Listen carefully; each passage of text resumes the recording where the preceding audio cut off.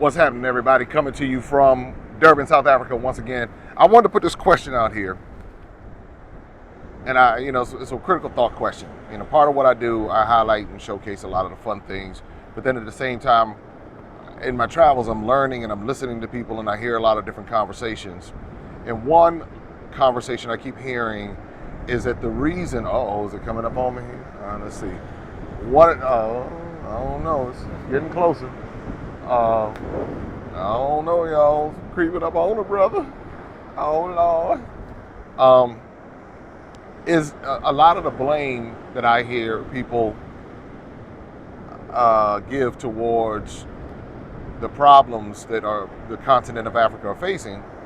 A recurring theme is the leadership in Africa. The presidents, the leaders, they're corrupt, they're no good. I hear that over and over. And especially when I talk about imperialism and colonization, people will come back and say, well, no, that's over, and it's our leaders that's the problem. So then it led me to more questions to say, well, okay, and this is a recurring theme. I just don't hear this in one or two countries, but every country that I go to, I keep hearing how the leaders are the problem. So then my next question is, who is either electing or selecting these leaders? Because if the leaders are the problem, somebody's putting them in office. And so if this is the case, and this is the same thing, I hear the same thing in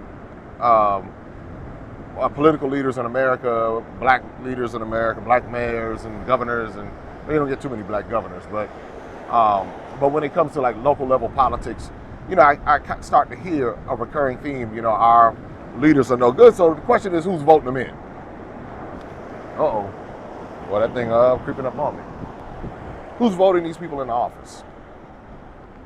And if this is the case, and then why is everyone so corrupt? If this is the case, I keep hearing it over and over. Well, so-and-so was a good president. So what happened to the good presidents? What happened to the good politicians? In America, they'll do either physical assassination, character assassination. Somehow they get these people out of office. Like in Washington, D.C., I'll give you a good example. Have a black mayor. Been black mayors for forever. How about that? But somehow the gentrification is happening in D.C. They talk about the food shortages, grocery stores, all of that in different parts of D.C. But yet these same politicians keep getting voted in, and the same problems still keep happening. So when you get a good politician, what happens? They try to run the politician out of office. In Africa, when you have had leaders who have tried to make the legitimate changes to make things equitable and level the playing field, they're either killed, they mysteriously die, there's some sort of coup, there's some sort of overthrowing of that good politician. So now the question goes back to who is funding these coups, these political assassinations, meaning in America, taking down the politicians who are really trying to help and be about the people. Who's behind that? Because when you begin to take your eye off of the real problem and really understand that it's systemic, and who's funding the systemic problem is who you focus your attention on.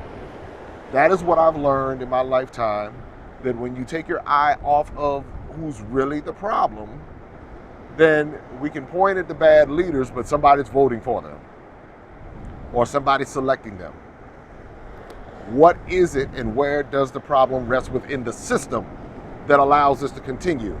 And this is not a system that is unique to Africa. I got my eye on that thing behind me because I'm definitely not trying to get wet today. See, I keep.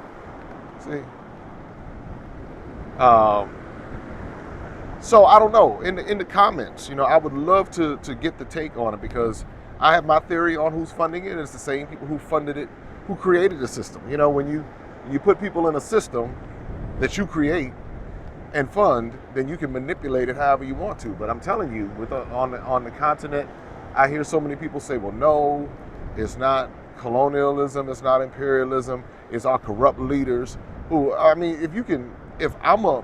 if I create the system, and if I want to manipulate the system, then I pay the people who I want to put in charge, who might not have any conscience about them, who might not have any concern about the people, but because we're color focused, then it's easy for us to look at someone who looks like us and believe that they have our best interests.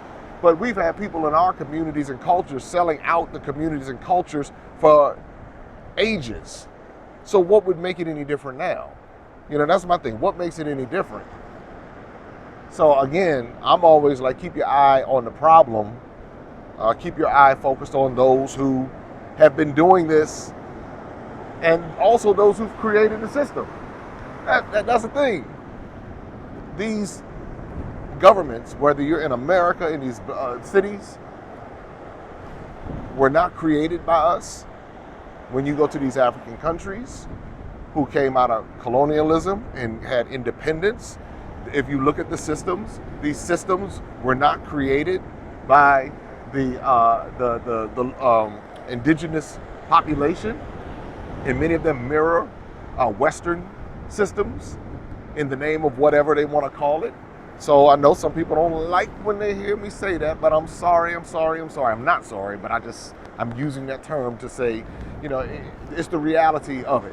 When these deals were brokered for independence, best believe the places that really wanted the independence suffered the most. Talk to Guinea and what Guinea dealt with because they wanted to be separated from the French.